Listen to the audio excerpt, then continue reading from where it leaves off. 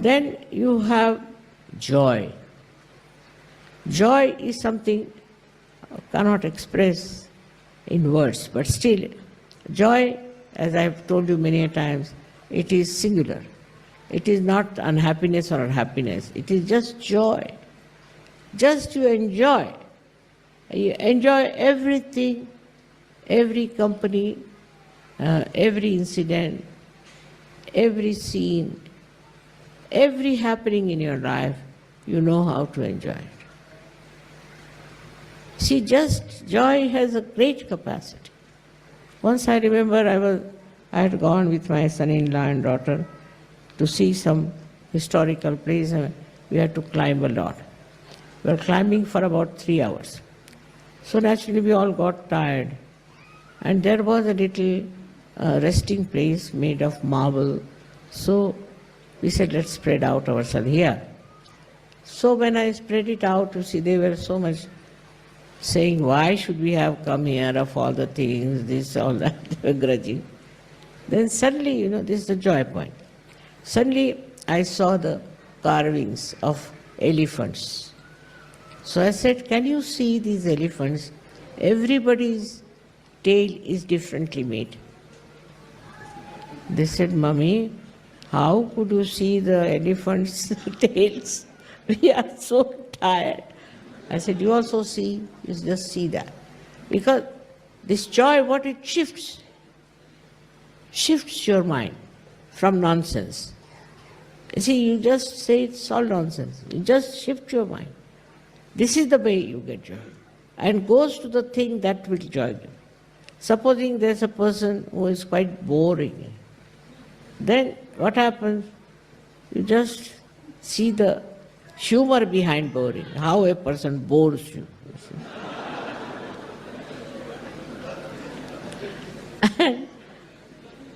And what you learn out of it is never bore anyone.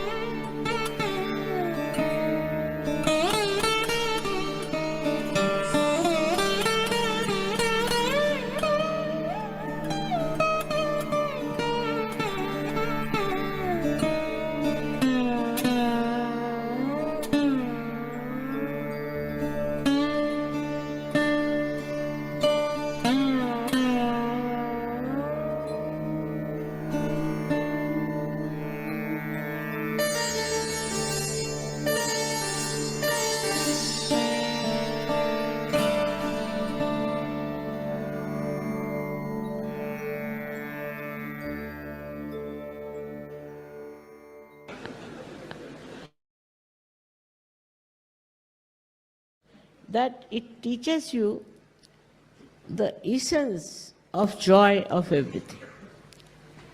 If it's say a bad film, all right, still you enjoy because you see how bad it is. Supposing, of course, if it's a good film, then you can always see. But you do not go on with your mind how to criticize. This criticism business goes out of your mind. So what happens? Your mind shifts immediately from something that's ridiculous to something interesting in the same thing. So you don't criticize and you don't feel bad about it.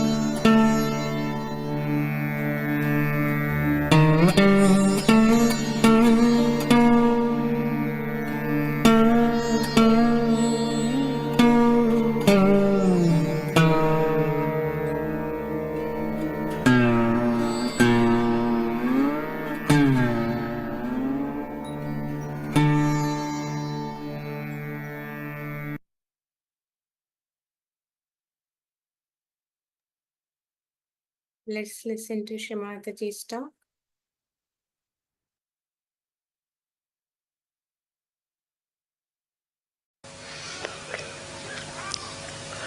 It's very important to know, because as was described by people, that they practice Sahaja Yoga as they go to church,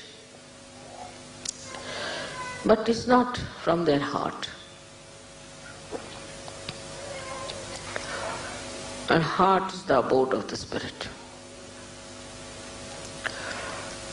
It's the Shiva within us. So we have to know more about heart, and that is very important. You know about these three nadis we have, Ida, Pingala, Sushumna. But in the heart there are four nadis. And the one nadi goes to Muladhara. And if you cross the limits of Muladhara, it goes to hell. That's why they say that Shiva is a destroyer. Actually, you ask for your destruction. And when you ask for your destruction, you have it.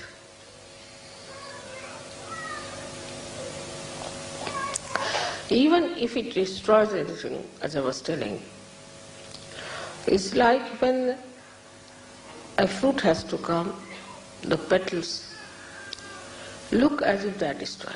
As I have destroyed, I would say many of your things, you can call it like your conditionings, your ego, your racialism, your fanaticism, all this has been destroyed in Sahaja Yoga.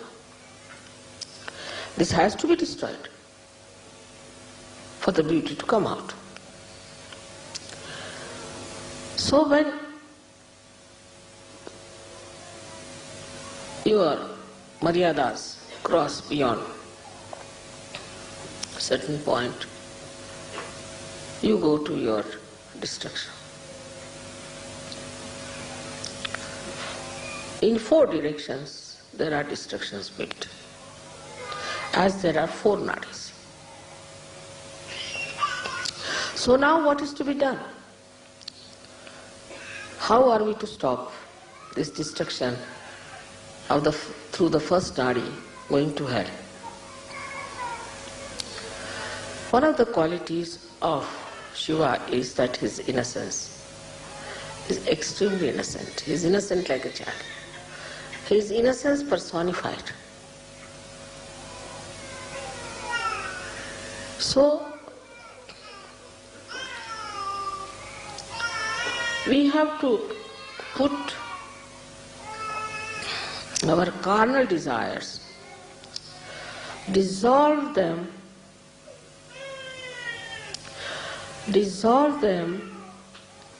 into the innocence, the ocean of innocence. You have to dissolve it in the ocean of innocence. Innocence is something to be appreciated, to be understood, to be enjoyed. Like you see animals, they are innocent. You see children, they are innocent. Flowers, they are innocent. Divert your attention to all these things.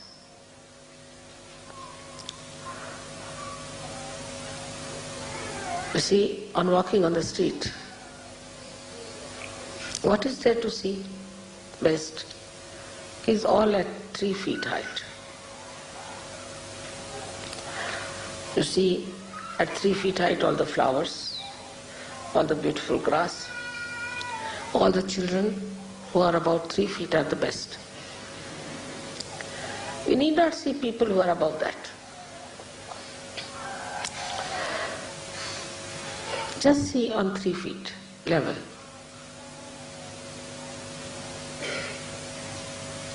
You can see the legs of somebody, that's all right.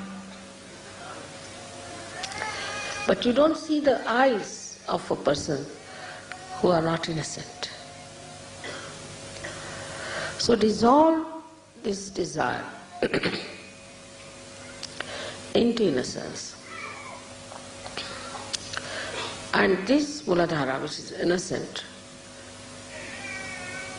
is not dead, finished, but is innocent. It is righteous. It is Sri Ganesha's qualities. It's pure.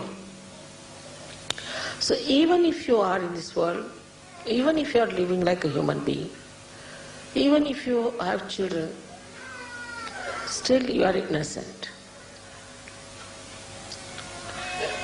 Like once, the wives of Sri Krishna, he had 16,000 wives to begin with. And the 5 more, the 16,000 were his powers and 5 were the elements. They were wanting to go to pray to some big, well-known, I should say, a saint had come, a Maharshi had come. So they wanted to go and see him and pay respects. So they asked Sri Krishna's permission. But when they went, they found the river was all in speed. So flooded, they could not cross over. They came back, they said, how can we cross over this river? It's all in speed. So this Krishna said, all right, you just go and say, if Sri Krishna is Yogeshwar, and if he is absolutely innocent about sex, you go down. They said, how can we have so many wives, what is he talking about? So they went down and said this to the river, And the river went down, and they were surprised that this husband of ours is saying all these things.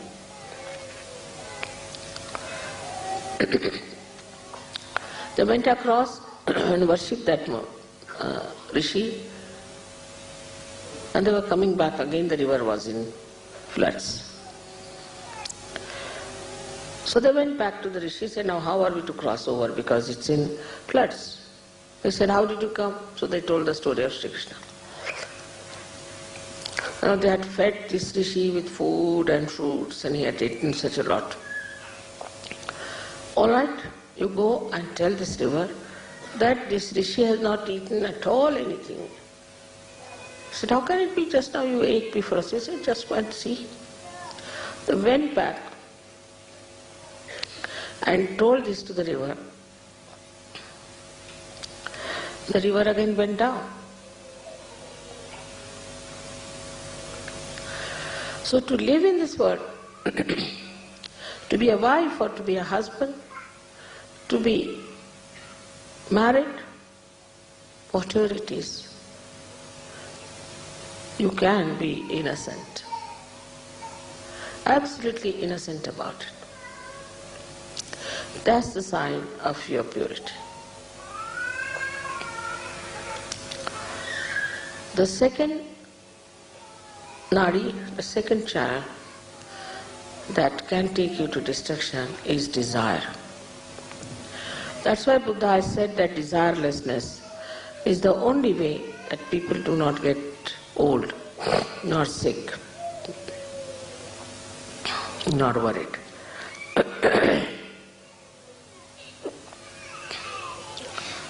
Now this desire that we have, I want this, the West is much more than anywhere else, because the entrepreneurs are every day producing new things. Say for example a hairdress, so the women want to buy this wig or that wig. It's my desire, I must have this wig to put on my head. The another one says, all right, I must have this one. And the desire for men is, oh, if he is having a Rolls Royce, why shouldn't I have one? They cannot enjoy somebody else's Rolls Royce. It should be your own, that I should have the possession. Desires can be of any kind, not only material. The desires could be also quite mental. I must possess this woman, I must possess this child. All kinds of possessions that work into you as desires. I wouldn't say it is because of attachment. It's not attachment, but it is just to have more.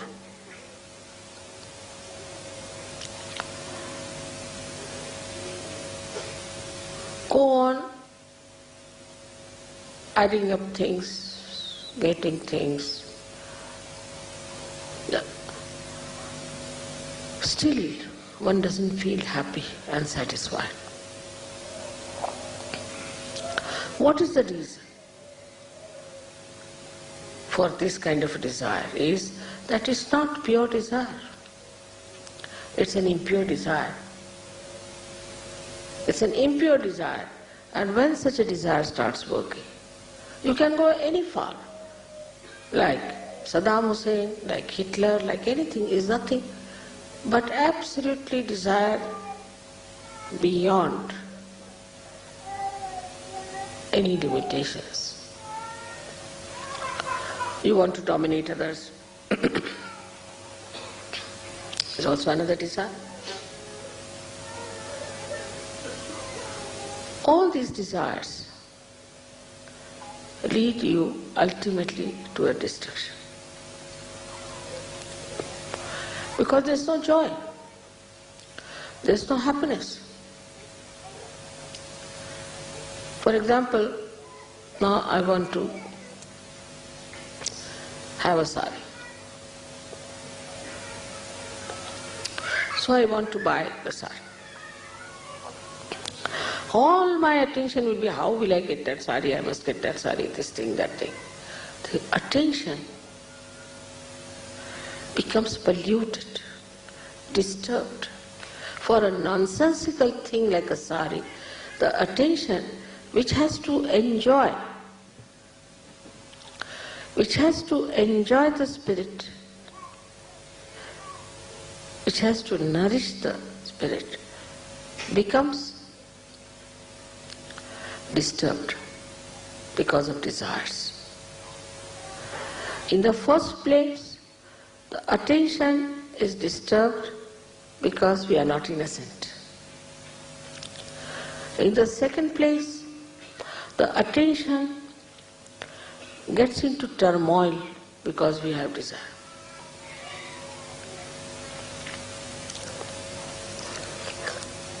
So what should we do as far as the desire is concerned? The desire for beautiful things. We can shift our desire, material desire, into aesthetics. I'll have one thing, but which is really aesthetically rich. Because that's the quality of Shiva, that he gives aesthetics to everything. Now supposing this looks very plain, simple, and you may say that mechanical. But if it was Shiva's job, he would have done something beautiful about it.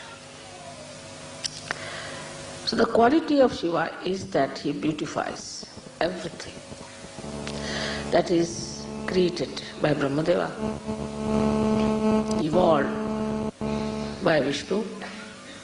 He is the one who does the subtle work of creating aesthetics. You see my photographs many a times with so many lights, this, that. It's all his job. He's doing it. He throws lights in such a manner. He works out in such a manner. Just he wants to convince you about me. It's his job. So his job is to create aesthetics. Aesthetics of behavior. Aesthetics of poetry. Everything that is created is made beautiful, is joy-giving by Shiva. That's his quality. So whatever you desire, if you start working it out, desiring for something aesthetically handmade, nice thing,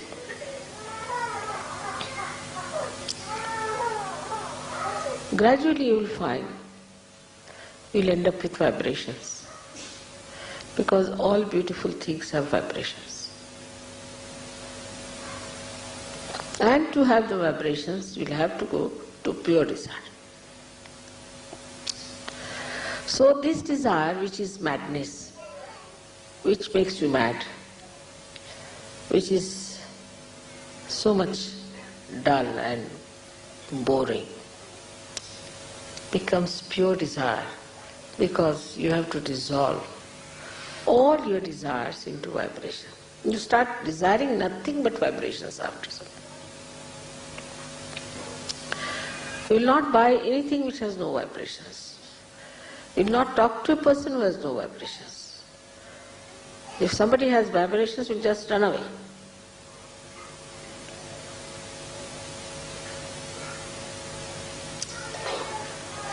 I've seen people running away from some people as if some monkey is after them. When I look around, I find there are people who are drunkard or somebody coming or something. They might have been drunkard themselves once upon a time. But now they run out. No. Not now, no more. We had 3-4 hippies to begin with, who came with me to India. They are normal like you, they were become this is Sahaja Yogis. And 4 or 5 hippies came to my program. It was in Rahul. They got a fright of their life. Oh no, oh God. I said, what's the matter with these? Why are you so frightened? So I turned around to see these hippies. And by the time I turned around, they were out. They were no more there. So then what happens? All desire ends up into Chaitanya, into vibration. And if it does not, then you must know there's something still missing. But if you do not do this, then you end up into your destruction. So to say that he is a destroyer is a very one-sided statement. He has both the powers. He has the power to give you vibrations. He gives you vibrations.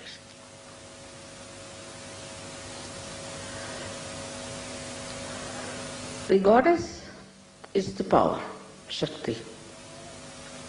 But he makes the vibrations. It's like these are the fingers, all right. But if they tickle you, then it's Shiva. The fingers are that of the goddess, all right. But if it tickles you, gives you joy, happiness, is Shiva. Is the bhakti. The joy of bhakti comes from Shiva.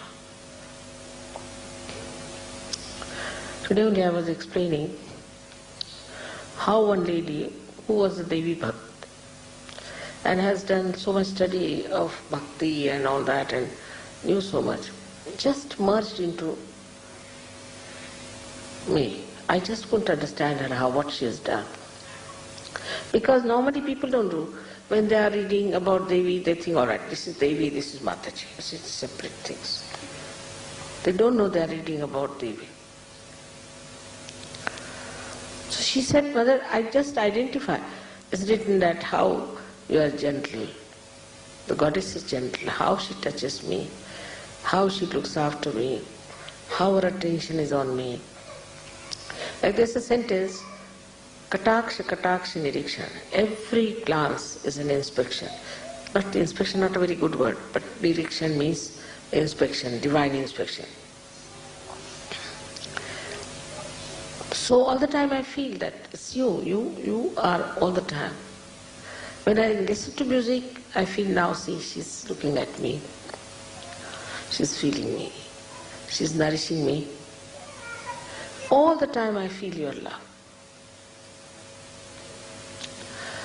That's how the bhakti comes in. So if you have vibrations, that doesn't mean that they are something dry, see? No. It means the joy of bhakti. Bhakti is, you call it adoration, this, that. But it's the ocean of love that is God. You just get drenched into it. There's no words to it.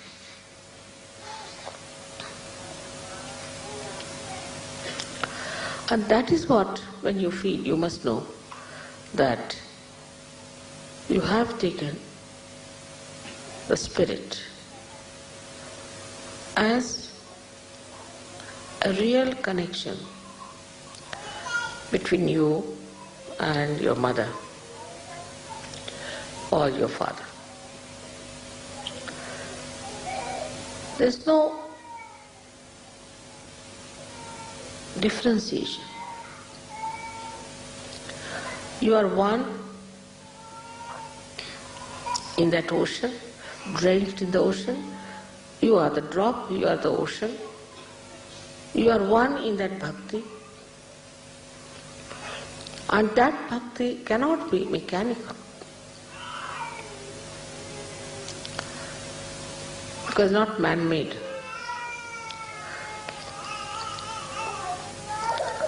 So to enjoy Sahaja Yoga,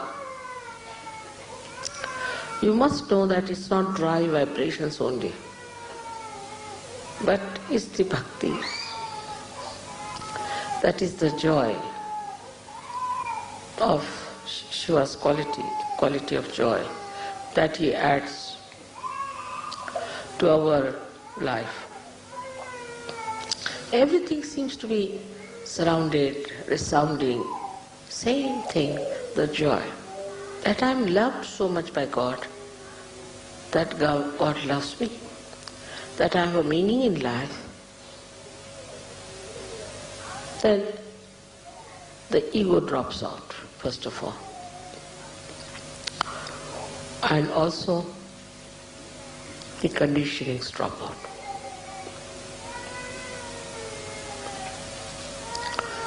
Now the third nadi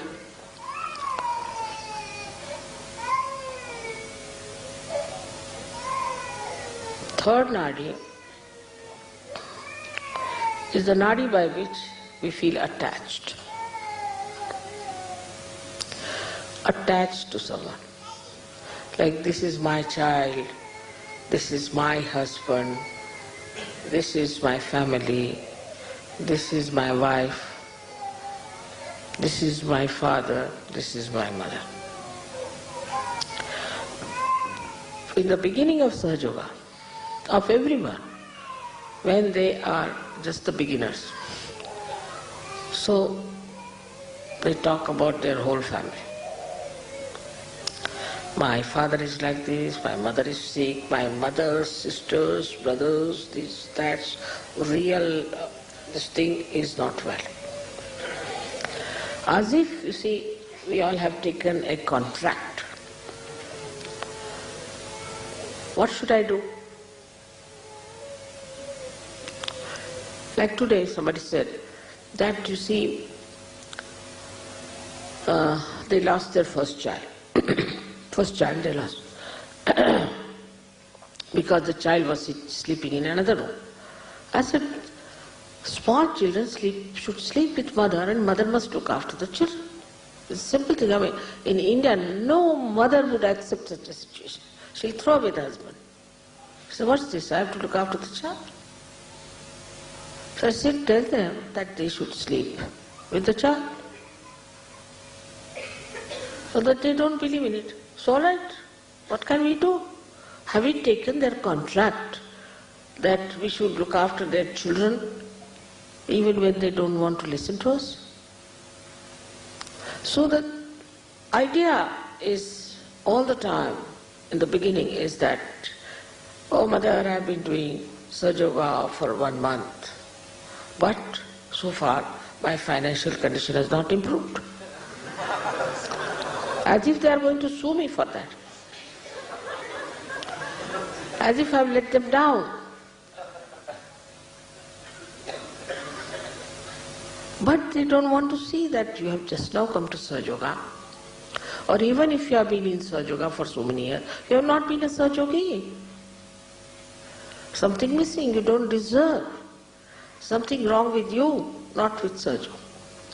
But they feel that Sahaja Yoga is something which has got the contract. Immediately they'll inform you. Now somebody is sick there, somebody, send 5 Sahaja Yogis. For what? These attachments start working within us. Now some people I've seen very attached to their children. And they go on pampering, my child. And suddenly they discover the child is a devil's child. The child starts answering back, saying all kinds of things, beating the parents, misbehaving. And then they suddenly discover that this is the child whom I have been looking after, giving so much love. And they feel even worse, because I have done so much for my wife and she is treating me like this. I have done so much for my husband and he is treating me like this. Why do you do so much? There is no need. And if you are doing it, you just do it and forget it. I never feel that way. I know of Sahaja Yogis for whom I have worked very hard, and they have gone down. Only thing, if I feel anything, God knows where will they jump, where will they be in hell, what will happen to them. That's the only concern. Not the concern what has happened, because nothing can happen to me. But if they have been sinful, I just get worried about their future, about their lives. That's different. So this kind of attachment, that is, we call it in Sanskrit, is mamatva. This is mine, that's my child, my this thing, my that. Who are your relations are Sahaja Yogis. Remember this. It's the sentence you must remember. My relations are Sahaja Yogis only. And anybody who plays against Sahaja Yogis, troubles Sahaja Yogis, that person could be my own wife, could be my own child, is not mine. So I will not allow such a thing to happen. This relationship is all right till Sahaja Yogis are one with each other. As soon as somebody tries to harm any other Sahaja Yogi, then I am not with that person. I've seen there are many like that, but very good Sahaja Yogis. They'll never side with their wives, never side with their children, because they know if you are siding with them, you are making them sinful. You are destroying them. They are worried about their ascent. So they never allow anybody, a relation of theirs, to trouble others. I have seen some children who are extremely naughty, very troublesome, very violent. And the parents just saying, Mother, put them right. We leave it to you. They are to be put right. But others may say, oh, no, you see, my child, he cannot do such a thing.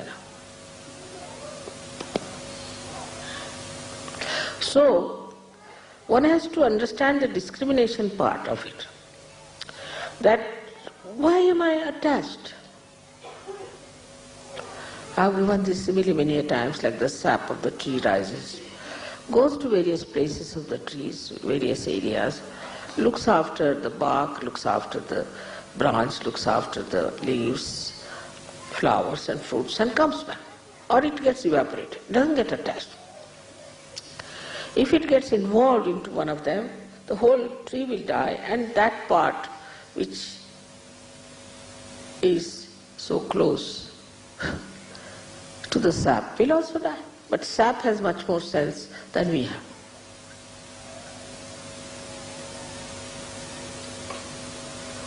To them, husband so important. I mean, so many problems of husbands, wives, this, that. My God, I sometimes think, what is this? That's why they used to say, take a sannyasa. So nobody can talk about wife, children, nothing. You have to be a sannyasi. First of all, be a sannyasi. So no headache to the guru. As soon as you start talking about any one religion of yours, the guru would say, all right, you get out. Nothing doing. No good. But in Sahaja Yoga has much deeper work to do. It has to penetrate into the society, into the political life, into economic life. We have to emancipate the whole world. Try to understand your responsibility. They are not only here for one ascetic ascent. No. How much wisdom you must have, how much love you must have, and how much discrimination you must have to understand that you are chosen for the emancipation of the whole world.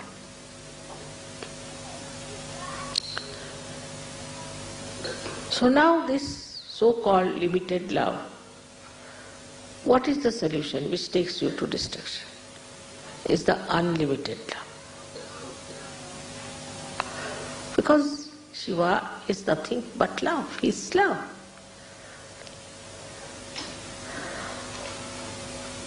Love is that corrects, that nourishes, that wants your benevolence. That's what Shiva is. It wants your benevolence. It looks after your benevolence. So when you are looking after the benevolence of others with love, then the whole life changes. The whole pattern changes.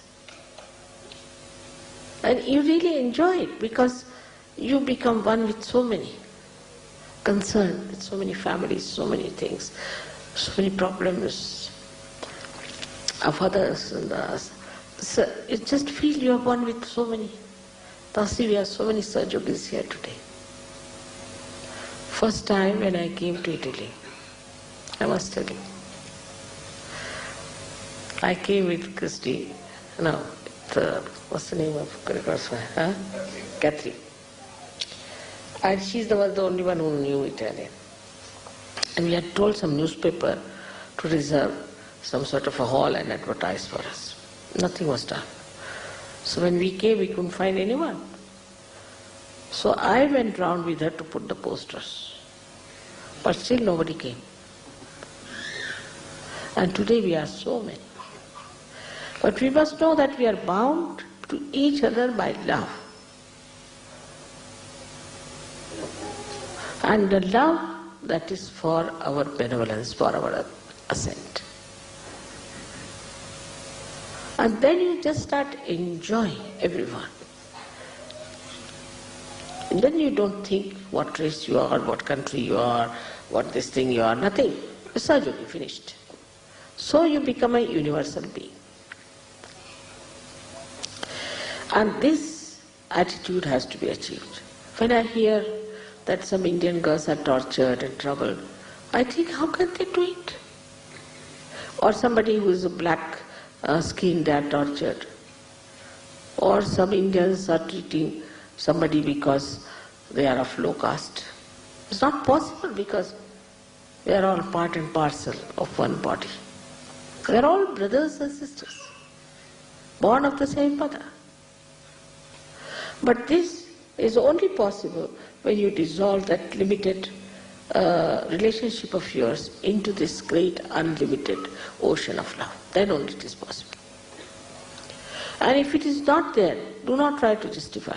Just watch yourself. See for yourself. Are you really in love with everyone? You see, I would say that all the time when I suppose to go for shopping, I just think, oh, this one will be nice for this one. That will be nice for that one. For myself, if you say, it's impossible for me to buy anything for myself. It's an impossible situation. Unless it is absolutely immediate or some problem is there, if I'm just without it. I won't even buy a drink for myself, even if I'm thirsty. Because the whole thing is the joy of others. Oh, this will be nice for that person. This will be good for that person.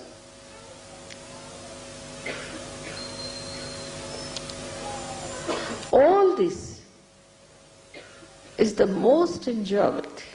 I mean, why all this is for there? After all, think about yourself. Why am I here? I'm here to enjoy everyone, everyone. They are all realized souls. Such beautiful lotuses.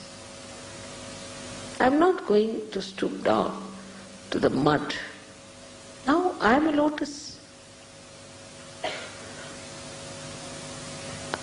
That is the way you open the heart. The lotus of your heart. And the fragrance of such a person is so beautiful. It's so beautiful.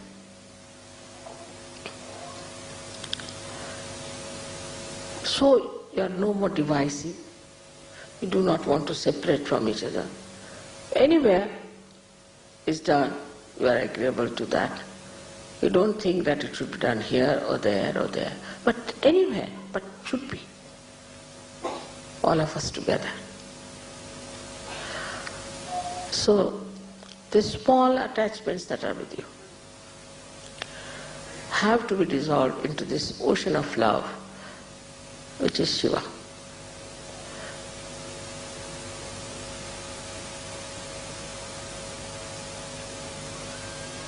Fourth one is the most important for all of us, is to know that there is a nadi which passes through left Vishuddhi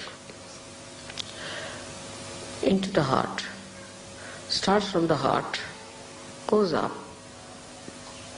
passes through Agya. It has 4 petals and opens up.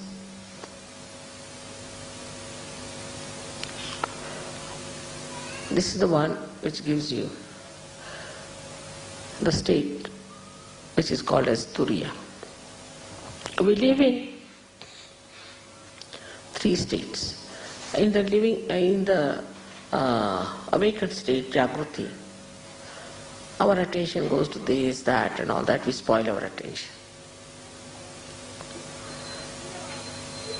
But the second one is the one, what we call, is that we sleep. When we sleep also, all these things that have happened come to us from our past and things like that. But then we go to the deeper sleep called as Sushupti. It's a state where you have deep sleep and you dream of something that is reality also. You may dream about me,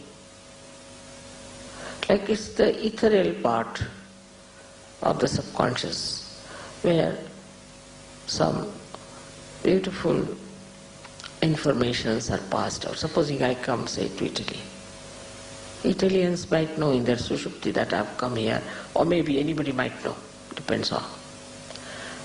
But the 4th state is called as Turiya. There are 2 more states. You are in a Turiya state, is the 4th state. Turiya means 4th. 4th state is where that you are in a thoughtless awareness state. When there is no thought, just think of it.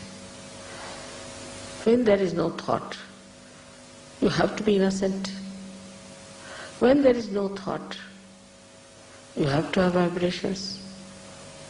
When there is no thought, you cannot be attached to anyone. So into that thoughtless state you have come now as a Turiyadhisthiti. And in this state, when you are, these 4 petals which are within you have to open out in your brain. They come from your heart to your brain.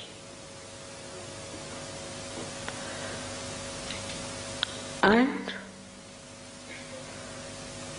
that is when we absolutely understand what is God.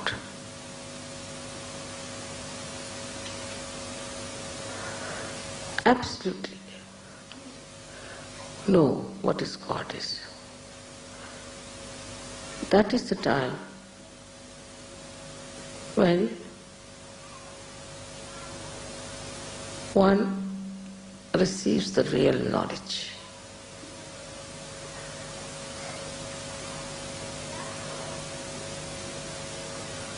But unless and until these 4 petals open, one may fall back.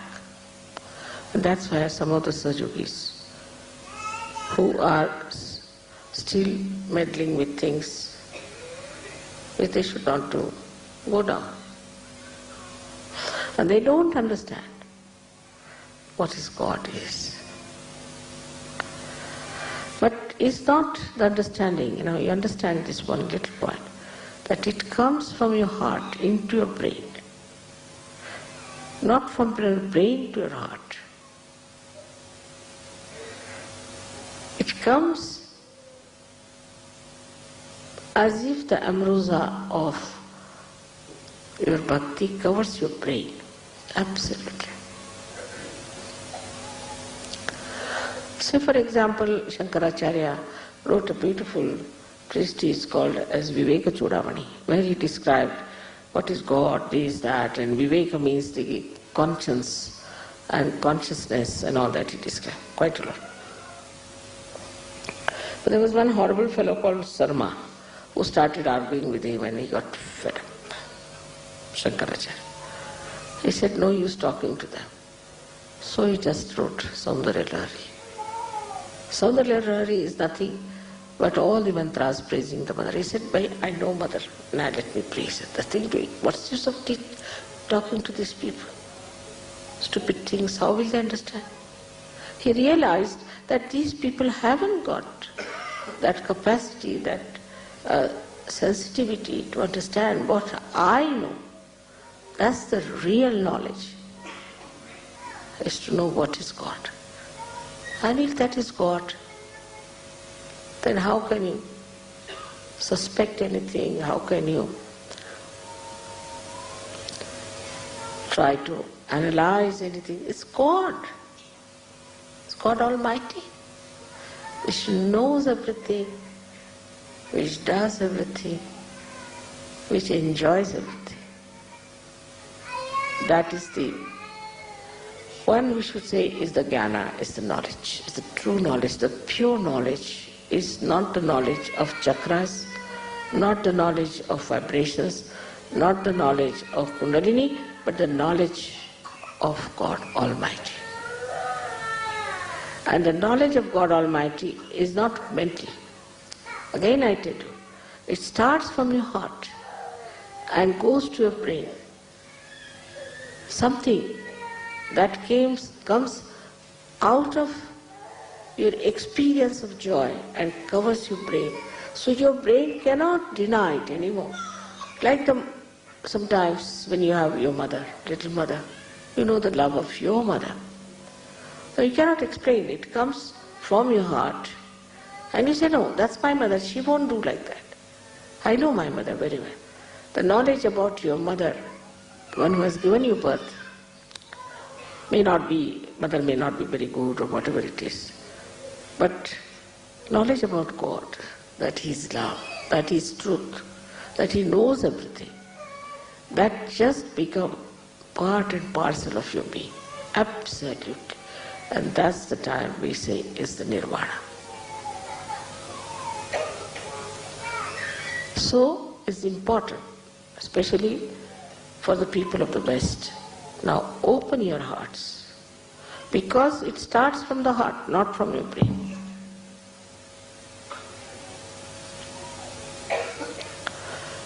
Do not judge people on vibrations. Judge yourself all the time. I had told that Shiv Puja means more explanation, more understanding, more this thing, because in other pujas we do all these mantras, this, that. But in this puja is to know the knowledge, it's God. And to know that you know God itself is so great. Whatever it is, she may be Mahamaya, she may be anything, but I know. It cannot be described in one book, it cannot be described in 100 books. It cannot be described in words, but to know that's God. After all, that's God, God Almighty. And that gives you that beautiful surrender, where you just feel absolutely secure in that ocean of love. I wish you all to achieve that state. May God bless you.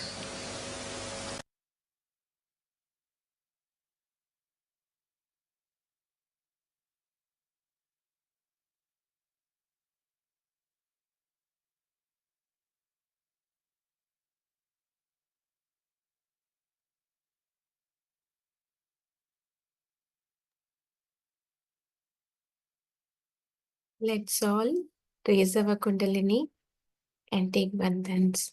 Jai Shri Mataji.